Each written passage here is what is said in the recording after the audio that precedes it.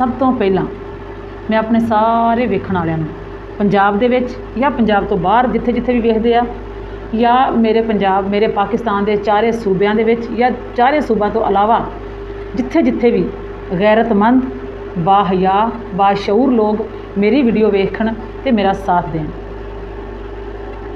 उन्हां सारिआं नूं मेरी तरफों अस्सलाम वालेकुम व रहमतुल्लाहि व बरकातहू।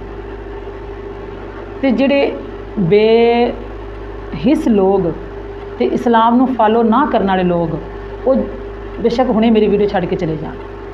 मैनूं इस वीडियो दे विच अपना साथ चाहिदा है, लोग मेरे नाल लगन ताकि असीं मिल के एक जिहाद का काम करिए, अपने इस्लाम नूं बचाउण दा काम करिए, अपने मुआशरे नूं बचाउण दा काम करिए, अपनियां बच्चियां वास्ते काम करिए, अपने बच्चों वास्ते करिए। वो मसला ये है कि जिहड़ी अजकल बेहयाई फैलाई जा रही है, मर्द नूं अल्लाह ताला ने गैरतमंद मर्द क्या है कि मर्द जिहड़े आ औरतां दे उत्ते हाकम है। अर्रिजालू कव्वामूना अलन निसा, यानी कि जिहड़े मर्द है औरतां दे उत्ते हाकम है, औरतां उत्ते हुक्म चला सकते हैं। औरतां जो हुक्म चला सकते तो इहदा मतलब यही है ना कि औरत मर्द का हुक्म मनना औरत वास्ते आया है कि औरत मर्द का हुक्म मन्ने। पर अजकल मर्द कैसा हुक्म चला रहे, मर्द ये कर रहे हैं कि अपनी औरतों नूं नाल लैके ए वेखो औरतों नूं नचा रहे हैं सरेआम, उन्हां दी छाती उन्हां दियां पछवाड़े औरतों के अपने दे विखाए जा रहे हैं, तो औरतों के सिर नंगे औरतों के वाल खोल के विखाए जा रहे हैं।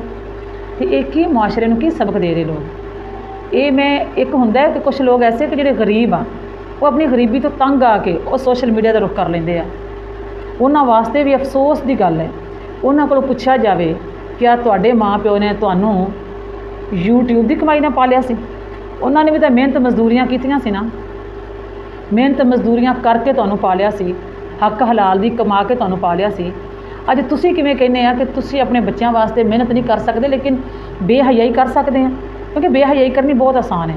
बीबी नूं सोशल मीडिया ते ले आओ, उन्होंने सिर तो नंगी दुपट्टा उनका ला दो, ठीक है, जिसम उनका सारे लोगों को विखाओ तो पैसा आ जाएगा। ये पैसा हराम का पैसा है, इस पैसे में बरकत नहीं है। ये पैसा तुसीं जिन्हां वास्ते कमा रहे हो उन्हां वास्ते अजाब है। जिहड़े लोग कह रहे ना कि साडा गुजारा नहीं हुंदा, हक हलाल दी कमान। नबी पाक सल्लल्लाहु अलैहि वसल्लम के दौर दे विच एक गरीब सहाबी आया सी जिंदे कोले कुछ भी नहीं सी है, एक मिट्टी का उहदे कोल प्याला सी, एक मिट्टी का प्याला सी ते एक शायद उहदे कोले कोई होर कोई इस तरह की कोई चीज़ सी। ते उन्होंने कहा सी, वो मंगदा सी ते अल्लाह के नबी ने उन्होंने कहा कि तू मंगना छड़ दे। उन्होंने कहा मेरे को रोज़गार नहीं हैगा।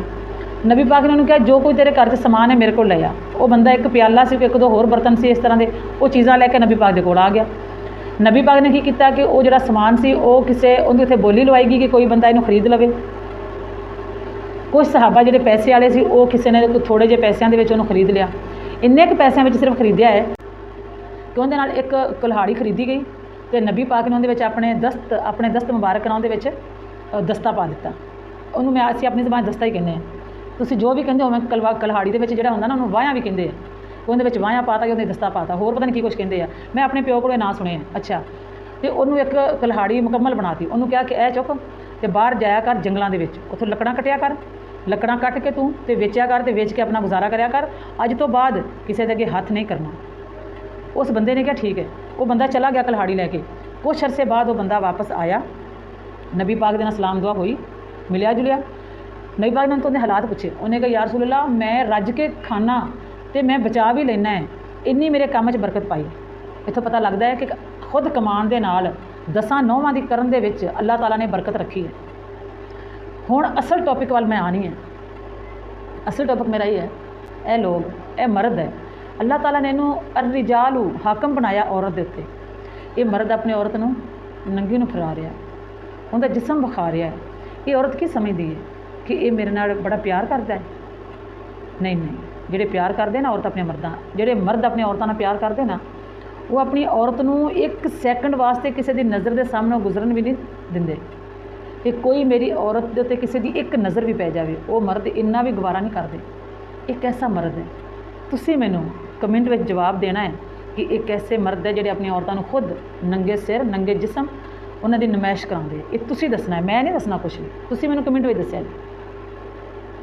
ਫਿਰ ਇਹ ਜਿਹੜਾ ਜੋੜਾ ਹੈ ਇਹਨਾਂ ਨੂੰ ਕਾਫੀ ਅਰਸਾ ਹੋ ਗਿਆ, ਇਹਨਾਂ ਦੀ ਸ਼ਾਦੀ ਹੋਈ, ਉਸ ਤੋਂ ਬਾਅਦ ਫ਼ੌਰਨ ਇਹਨਾਂ ਨੇ ਬੇਹਯਾਈ ਦਾ ਕੰਮ ਕਰਨਾ ਸ਼ੁਰੂ ਕਰ ਦਿੱਤਾ। ਨਾਉਜ਼ ਬਿੱਲਾ, ਮਰਨਾ ਵੀ ਹੈ, ਉੱਥੇ ਕੀ ਜਵਾਬ ਦਿੱਤਾ ਜਾਏਗਾ ਅੱਲਾਹ ਤਾਲਾ, ਕੀ ਜਵਾਬ ਦੇਵਾਂਗੇ, ਕੀ ਕਵਾਂਗੇ। ਹਾਲਾਂਕਿ ਇਹ ਅੱਛੇ ਭਲੇ ਰੱਜਦੇ ਪੁੱਜਦੇ ਹੈ, ਇਹ ਬੰਦਾ ਖਾਂਦਾ ਪੀਂਦਾ ਇਨਸਾਨ ਹੈ। ਇਹਦੀ ਅਕਸਰ ਵੀਡੀਓ ਦੇ ਵਿੱਚ ਤੁਸੀਂ ਵੇਖਿਆ ਹੋਏਗਾ ਕਿ ਇਹ 20-20 ਹਜ਼ਾਰ ਆਪਣੀ ਬੀਬੀ ਨੂੰ ਖਰਚਾ ਦੇ ਰਿਹਾ ਹੈ, ਜਿਹੜਾ ਕਿ ਸਾਡੇ ਵਰਗੀਆਂ ਨੂੰ 500 ਵੀ ਨਹੀਂ ਲੱਭਦਾ। ਠੀਕ ਹੈ, ਖਰਚਾ ਕਿ ਤੁਸੀਂ ਆਪਣੇ ਕੋਲ ਰੱਖ ਲਓ ਅਤੇ ਤੁਸੀਂ ਇਸਤੇਮਾਲ ਕਰਨਾ, ਕੋਈ ਨਹੀਂ ਲੱਭਦਾ, ਸਿਰਫ ਸੌਦਾ ਹੀ ਲੱਭਦਾ ਹੈ ਕਿ ਇਹ ਸੌਦਾ ਪਤਾ ਹੈ ਅਤੇ ਜੇ ਕਿਤੇ ਜ਼ਰੂਰਤ ਹੋਵੇ ਤਾਂ ਉਹਨੇ ਪੈਸੇ ਮਿਲਦੇ ਆ ਕਿ ਆ ਆਪਣੀ ਜ਼ਰੂਰਤ ਪੂਰੀ ਕਰ ਲਿਆ ਜੀ। ਇਹ ਬੰਦਾ ਇੰਨਾ ਪੈਸਾ ਆਪਣੀ ਬੀਬੀ ਨੂੰ ਦੇ ਰਿਹਾ ਹੁੰਦਾ, ਇਹਦਾ ਮਤਲਬ ਵੈਸੇ ਵੀ ਸ਼ਕਲੋ ਸੂਰਤ ਵੀ ਲੱਗ ਰਿਹਾ ਕਿ ਖਾਂਦੇ ਪੀਂਦੇ ਹੀ ਹੈ। ਅਤੇ ਇਸ ਦੇ ਬਾਵਜੂਦ ਬੇਹਯਾਈ ਤੇ ਕਿਹੜੀ ਚੀਜ਼ ਇਹਨਾਂ ਨੂੰ ਲੈ ਕੇ ਆਈ ਹੈ, ਕਿਉਂਕਿ ਜਿਹੜੀ ਹਿਰਸ ਹੈ ਨਾ, ਪੈਸੇ ਦੀ ਜਿਹੜੀ ਲਾਲਚ ਹੈ, ਇਹ ਪੈਸੇ ਦਾ ਲਾਲਚ ਜਿਹੜਾ ਨਾ, ਇਹ ਜਿੰਨਾ ਵੀ ਕਿਸੇ ਕੋਲ ਪੈਸਾ ਹੋਵੇ ਨਾ, ਪੈਸਾ ਐਸੀ ਦੁਨੀਆ ਅੰਨੀ ਹੋਈ ਪਈ ਹੈ ਕਿ ਪੈਸੇ ਦੇ ਪਿੱਛੇ ਉਹਨਾਂ ਨੂੰ ਕੁਛ ਵੀ ਕਰਨਾ ਪੈ ਜੇ। ਇਸ ਤੋਂ ਉੱਤੇ ਹੁਣ ਕੀ ਹੋ ਸਕਦਾ ਹੈ, ਜਿਹੜਾ ਬੰਦਾ ਆਪਣੀ ਬੀਵੀ ਦੀ ਨਮਾਇਸ਼ ਕਰਾ ਦੇਵੇ। ਬੀਵੀ ਮਰਦ ਦੀ ਇੱਜ਼ਤ ਹੁੰਦੀ ਹੈ, ਮਰਦ ਨਹੀਂ ਚਾਹੁੰਦਾ, ਇੱਜ਼ਤ ਵਾਲਾ ਅਤੇ ਗੈਰਤਮੰਦ ਮਰਦ ਨਹੀਂ ਚਾਹੁੰਦਾ ਕਿ ਉਹਦੀ ਔਰਤ 'ਤੇ ਕਿਸੇ ਦੀ ਵੀ ਨਜ਼ਰ ਉਹਦੇ 'ਤੇ ਪਵੇ, ਚਾਹੇ ਅੱਛੀ ਹੋਵੇ ਚਾਹੇ ਬੁਰੀ ਹੋਵੇ।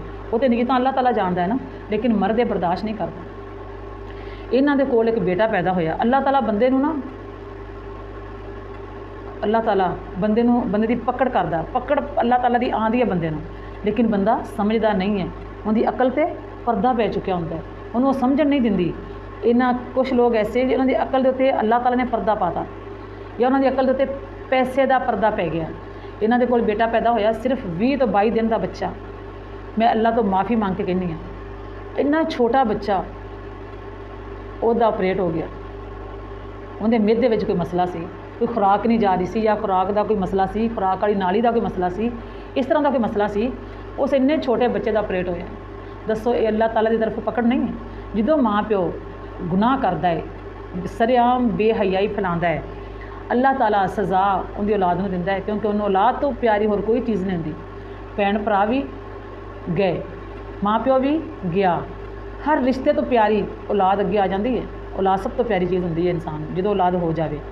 ਅਤੇ ਅੱਲਾਹ ਤਾਲਾ ਫਿਰ ਉਸ ਬੰਦੇ ਨੂੰ ਜਦੋਂ ਕਿਸੇ ਦੀ ਪਕੜ ਕਰਦਾ, ਅੱਲਾਹ ਉਹਦੀ ਸਜ਼ਾ ਦਿੰਦਾ ਉਹਦੀ ਔਲਾਦ ਨੂੰ, ਤਾਂ ਕਿ ਇਸ ਬੰਦੇ ਨੂੰ ਤਕਲੀਫ ਹੋਵੇ, ਦੁੱਖ ਹੋਵੇ, ਇਹ ਸਮਝੇ, ਇਹ ਗੌਰ ਫਿਕਰ ਕਰੇ ਆਪਣੀ ਜ਼ਿੰਦਗੀ ਅਤੇ ਆਪਣੇ ਅਮਲਾਂ 'ਤੇ ਕਿ ਮੈਂ ਕੀ ਗਲਤ ਕਰ ਰਿਹਾ, ਕਿ ਮੇਰੇ ਬੱਚੇ ਨੂੰ ਇਹ ਸਜ਼ਾ ਮਿਲੀ ਹੈ। ਅਤੇ ਇਹਨਾਂ ਦੀ ਜਦੋਂ ਇਹਨਾਂ ਦਾ ਬੱਚਾ ਹੌਸਪੀਟਲ ਦੇ ਵਿੱਚ ਹੈ ਸੀ, ਅਤੇ ਇਹ ਬਹੁਤ ਬੁਰੇ ਹਾਲਾਤ ਦੇ ਵਿੱਚ ਦੋਵੇਂ ਜੀ, ਇਹਨਾਂ ਨੂੰ ਨਹੀਂ ਸੀ ਲੱਗਦਾ ਕਿ ਪਤਾ ਨਹੀਂ ਮਰ ਜਾਏਗਾ ਜਾਂ ਬਚ ਜਾਏਗਾ, ਅੱਲਾਹ ਮਾफ़ ਕਰੇ। ਅਤੇ ਮੇਰੇ ਮੂੰਹ 'ਚੋਂ ਕੋਈ ਵੀ ਐਸਾ ਲਫ਼ਜ਼ ਨਿਕਲਿਆ ਹੋਵੇ, ਕਿਸੇ ਦੇ ਦਿਲ ਨੂੰ ਤਕਲੀਫ ਦਿੱਤੀ ਹੋਵੇ, ਅਤੇ ਮੈਂ ਹੱਥ ਜੋੜ ਕੇ ਮਾफ़ੀ ਮੰਗਦੀ ਹਾਂ।